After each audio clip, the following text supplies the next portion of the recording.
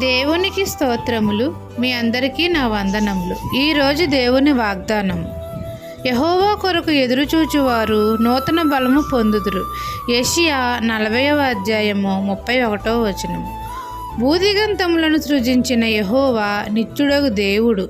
ఆయన నిన్న నేడు రేపు ఏకరీతిగా ఉన్నవాడు అనువాడును. దేవుని కొరకు ఎదురు చూస్తే మనము దేవుని యొద్ద నుండి నూతన బలము పొందుకుంటాము. సొమ్మసిల్లిన వారికి బలమిచ్చేవాడు ఆయనే.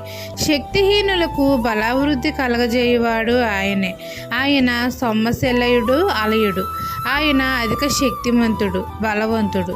తండ్రి యందు నమ్మిక ఉంచితే బలహీన సమయంలో మనకు బలము అనుగ్రహిస్తాడు. యెహోవా కొరకు ఎదురుచూచి వారికి నూతన బలము అనుగ్రహిస్తాడు. దేవుడు అనుగ్రహించు బలము వలన పక్షిరాజుల వలె రెక్కలు చాపి పైకి ఎగురుతాము. అలయక పరిగెత్తుతాము. సొమ్మసిల్లక నడిచిపోతాము.